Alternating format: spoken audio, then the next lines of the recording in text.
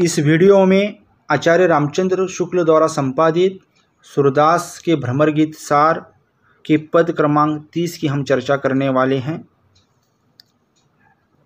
पद है हमते हरि कबहू न उदास। रति खवाय पिवाय अधर रस, सो क्यों बिसरत ब्रज को बास। तुम सो प्रेम कथा को कहिबो, मनहु काटिबो घास।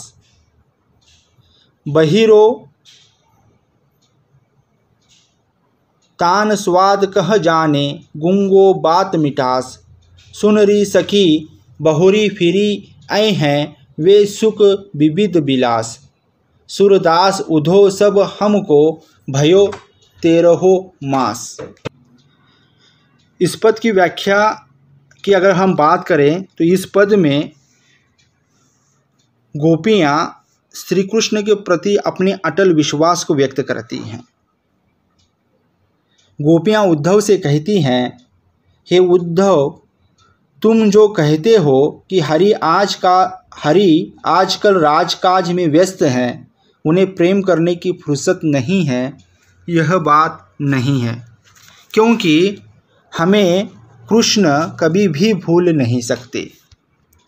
उन्हें ब्रजवास के समय की प्रेम के साथ खिलाने तथा अधरामृत प्राण कराने की वे रस क्रीड़ाएँ कैसे विस्मृत हो सकती हैं।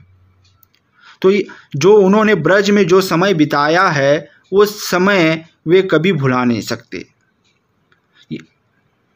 किंतु इन सब बातों की तुम्हारे सम्मुख चर्चा करने से उद्धव क्या लाभ, क्योंकि तुम तो वही योग का पचड़ा बारंबार जो उठाते हो। तो भले ही हम कितनी भी बातें श्री कृष्ण के प्रेम के संदर्भ में कहें, तुम्हारे सामने ये सारी बातें करने से कोई फ़ायदा नहीं है, क्योंकि हम जितनी भी बातें प्रेम की करेंगे, तुम वही अपना योग का पचड़ा बार बार उठाते रहोगे। तुमसे इस प्रेम कथा की चर्चा करना इस प्रकार निरर्थक है, मानो कोई घास काटने जैसा व्यर्थ का कार्य कर रहा हो।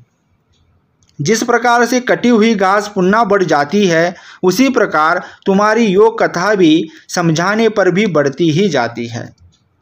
गोपियाँ आक्रोश सहित कहती हैं कि बहरा व्यक्ति मधुर संगीत की स्वर लहर को क्या जाने और गूंगा संभाषण के मधुर रस को किस प्रकार अनुभव कर सकता है।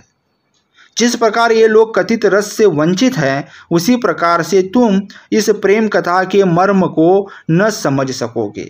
तो यहाँ पर गोपियाँ उद्धव को समझाते हुए उदाहरण दे रहे हैं। जिस प्रकार से गूंगे के लिए बोलने के महत्व को समझना, उसी प्रकार से बहरे व्यक्ति के लिए संगीत के महत्व को समझना असंभव है, उसी प्रकार से तुम्हें प्रेम कथा के मर्म को समझना तुम्हारे लिए संभव नहीं है।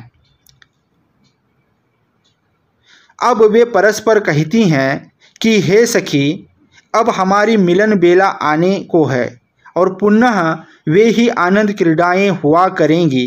सुर कहते हैं कि गोपियों ने उद्धव से कहा कि अब हमारी विरह की अवधि समाप्त होने को है।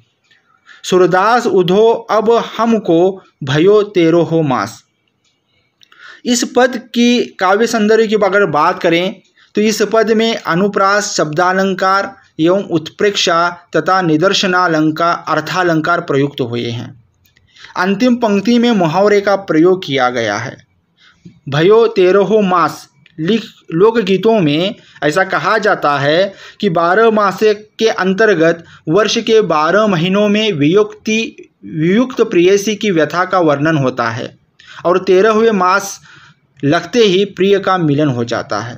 तो यहाँ पर इस पद के अंतिम पंक्ति में जो सूरदास कहते हैं, सूरदास उदो अब हमको भयो तेरहो मास। तो हमारी ये जो विमुक्त की जो घड़ियां हैं, जो बिछड़न की जो घड़ियां हैं, वो 12 मास अब ख़त्म हो चुके हैं, अब 13वां मास लग चुका है। इसीलिए अब हमारी प्रतीक्षा खत्म हो गई है। अब हमको प्रतीक्षा करने की ज़रूरत नहीं है, क्योंकि अब 13वां महीना लग चुका है और इस लोकगीत के अनुसार 13वां मास लगते ही प्रिय का मिलन हो जाता है। गोपियों का संकेत भी इस मुहावरे द्वारा यह है कि अब श्री कृष्ण मिलने वाले हैं। मिलन की आशा होती ही है, इसलिए हमारे यहाँ सुखांत काव्य परंपरा ही है, दुखांत नहीं। प्रस्तुत पद राग धनाश्री में गाया जाता है। धन्यवाद।